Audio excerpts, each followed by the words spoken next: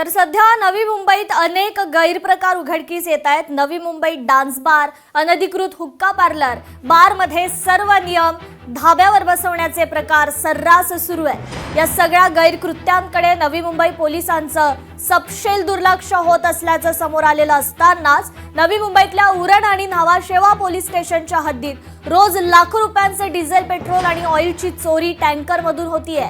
त्याशिवाय या भागात येणाऱ्या कंटेनरमधल्या मौल्यवान वस्तू लंपास केल्या जात आहेत आणि त्या जागी दगड भरले जात आहेत। इतकंच नाही तर गुटख्याचं रॅकेटही बिनबोभाटपणे कार्यरत असल्याची पोलीस वर्तुळात चर्चा आहे। मात्र गुटख्याचं रॅकेट आणि त्यांची हप्तेखोरी सुरू असून इतकी मोठी हेराफेरी सुरू असतानाही या प्रकरणी एकही गुन्हा दाखल नाही होते। या सगळ्या मागे एक मोठं रॅकेट कार्यरत असल्याचा आरोप आता होऊ लागलाय।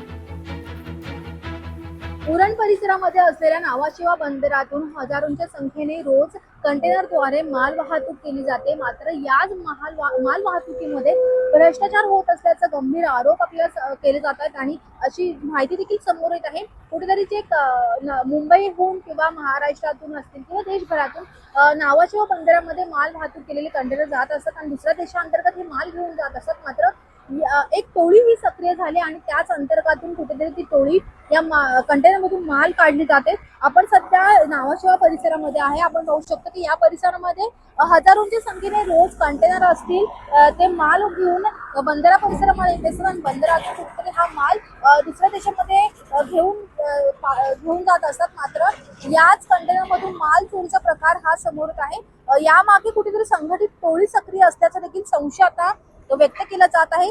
कंटेनर तपासणी दरम्यानच काही लोकांच्या संगनमताने हा जो मौल्यवान माल लंपास केला जात असल्याची माहिती देखील आपल्याला पुढे येत आहे।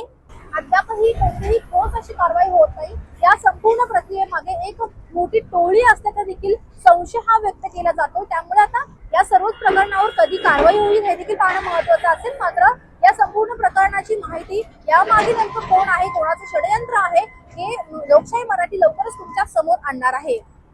व्हिडिओ जर्नलिस्ट सुमित सह मी आकांक्षा देशमुख, लोकशाही मराठी नवी मुंबई। लोकशाही मराठी ऐका, पहा, जागरूक रहा।